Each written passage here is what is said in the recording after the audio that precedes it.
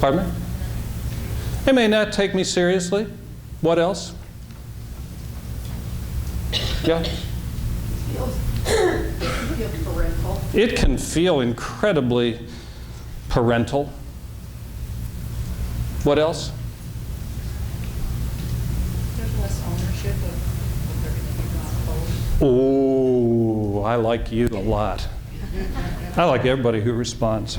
But this is really important. Say that out into the mic. There's less ownership of what they'll do going forward. What do you mean by that?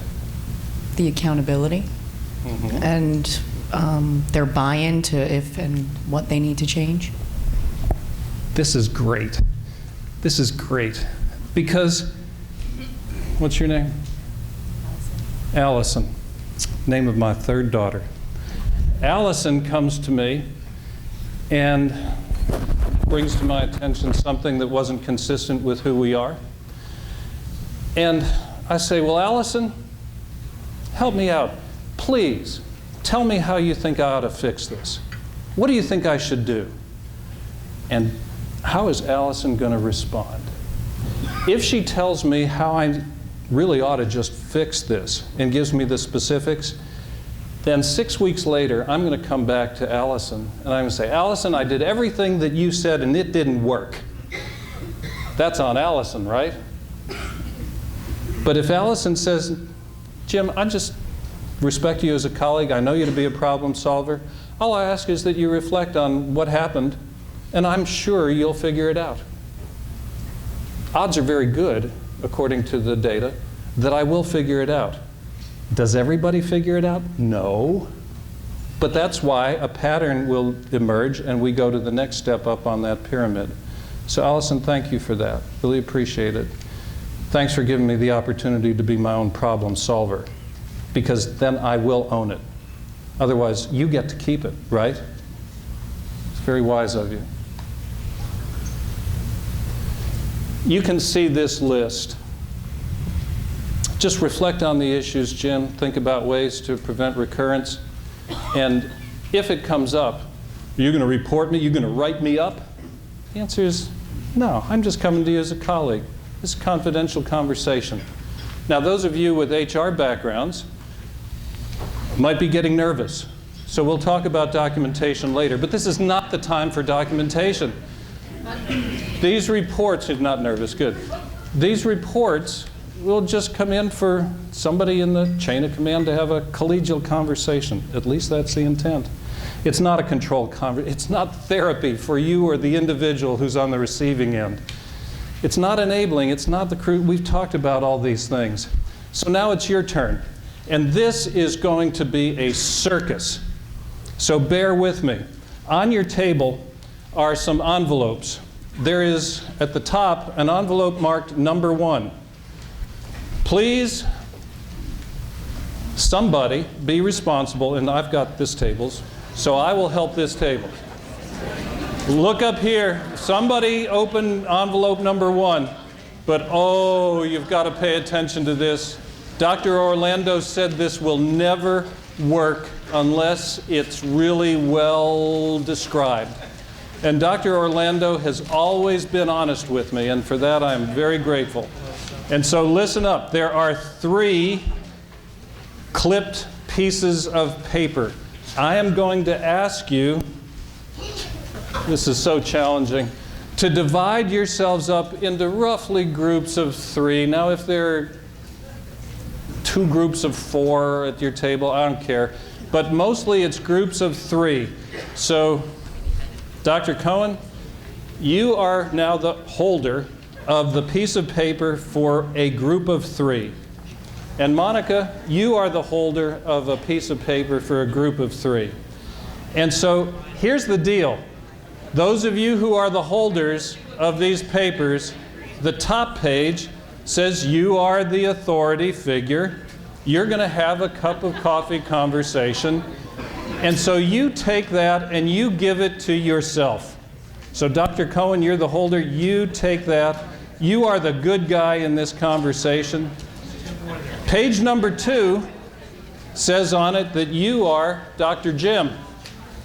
You are the one who was observed not to be doing hand hygiene according to protocol. Give it to one of your other threesomes, and then the third page is an observer checklist. Please make sure everybody now has a page. Top page is the person who's going to have this conversation. Page 2 is the person with the performance issue.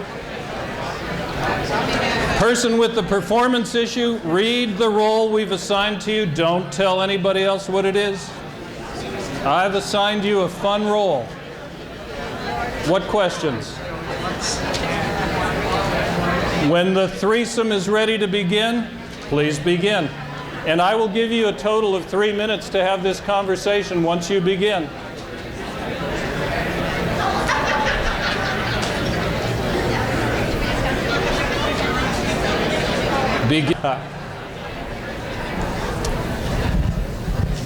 Observers, please take a moment to jot down a couple things that you saw or heard. In a few minutes, I'm going to ask you to tell us some of the things that impressed you about these conversations. But before we do that, now that you've had the first one under your belt, let's do another one. So please pick up envelope number 2. And do not take the same role. So in this case, the individual, listen up now. This is really important that everybody understand the different roles in this one and that you understand the nature of the case. Distribute the case scenarios, but make sure you've given everyone in the group a different role. Before you begin, this is a case where Terry Goodcolleague works in the ICU. One of the patients has a urinary cath inserted in the emergency department. But you arrive, Terry Goodcolleague does, after shift change, you notice that Nurse Pat, notice the gender-neutral names, did not appear to have reviewed the need for the cath during the previous shift. You're concerned because it doesn't appear that the patient still needs the cath. You also know that the organization's trying to reduce CAUTIs. Daily assessment of need is important to reduce the CAUTIs, so you decide to have a conversation with your colleague, and this is a nurse-to-nurse interaction that just might occur during the course of a normal time, normal visit, the next time you see Nurse Pat. So whoever gets the top sheet is Terry Goodcolleague, and I do mean that sincerely. Then there's the second page, the role of Pat Review. If you have the page that is for Pat Review, be sure you read the bullet point issues that we would ask you to raise during this conversation, but don't share it with anybody else at the table, because we want this to be fun. And again, we would love for you to, if you are in the role of the observer, to take a note or two to feed back to your colleagues about what you saw, what you observed, what you liked, maybe something you'd have done differently, not necessarily better. And then we'll have a conversation among us all about what you observed. So bond, as we say, with your role, and please begin, and I will interrupt you in 4 minutes. That it was a stretch for some of you to play those roles of the professional who was observed doing something that wasn't quite consistent with the organizational goals and values. I was also very impressed at the ability of many that I heard on eavesdropping to address these issues in a collegial, non-punitive, non-directive, confidential, private, reassuring fashion. Very impressed. These are difficult conversations. About the only complaint that I generally get is that once the conversations get going, I cut them off too early. Well, na-na-na boo-boo. The important thing for you is that you have to have these conversations and make them brief. Otherwise, they become more of a big deal. But if they're no big deal, making them brief is part of no big deal. Now, you get all these pushbacks, and we'll hear how some of you handle beautifully some of those pushbacks. But boy, if people know how to push my buttons, I want to take them on. you know? And I have had to learn that this is no big deal. Just thought you'd want to know. I'm confident. Always appealing to professionalism, to professionalism, to professionalism. Not so much to accountability, but that's what we're doing, isn't it? It's an appeal to folks' outstanding qualities. And the good news is most will turn around. But my question now is, what did you observe? What were some of the things that you saw? What did you experience? Now, the sound guys have made sure that every one of these microphones is open, and there are 3, 4, 5, 6 of them.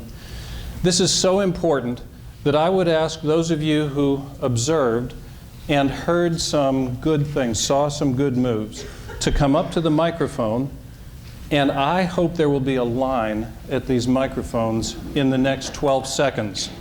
This is your opportunity. This is, you know, it's one thing to have an outsider from Tennessee come and speak at you, but now is an opportunity for you to share with your colleagues. Every one of them, I'm told, is on. JP, do you have an observation? Yep, I think this is on. So I think at our table, one of the things that I observed was the ability of our people interacting, the encounter, to actually do it within the context of their work, and then to pull people aside to make it, you know, somewhat private. So it seems to be that these type of conversations work most effectively within the context of the daily work, rather than this episodic, siloed encounter. Thank you. Great observation. Oh, Tell us who you are, since not everybody knows. Dr. Kelly Bethia. I'm at EMCP, Division of Adolescent Medicine. Our observation was these are extremely difficult conversations to initiate and to carry out in a timely fashion. But the last conversation we had finally came out to bringing out what the other person perceived as retribution for their act. And then it was able for both sides to get something out of the conversation. How did that happen? I mean, what were the words or smooth moves that we could all adopt? Because that's a tough thing. Do you recall any specifics that made it feel that way? We just kind of like having the conversation, and you know, the other person really trying to explain why they didn't do something, and you know, then it just finally came out, well, I didn't want you to feel I was dumping on you. So I just figured I'd be back the next day, so I'd take care of it. And when I got back, and it just helped to elicit, well, you know, if you just had, why would you do that? Because when I do that, if I had told you I didn't have time, we got too busy to take that catheter out for you to do it, then you usually get mad, like, why are you dumping on me? But it's not a dump, it's a, you know, a communication and a team building effort. I can't thank you enough for that. You're welcome. In the red jacket. Good morning. My name is Alfreda, and I am an administrator for the outpatient EHN practices in Philadelphia. In our discussion, the observation was that there was first an acknowledgement of the relationship in the discussion, you know, statement of, you know, I've known you for many years, we've worked together for many years, et cetera, as an example. And then the situation was presented with, you know, somewhat of a question, you know, looking for an answer as to why the situation occurred, and then there was that openness. This is why it happened, even in a, you know, non-threatening, non-defensive way. This is the reason why I didn't do it. This is the reason why that happened. I disagree with protocol, et cetera, et cetera. Oh, that would never happen in Tennessee.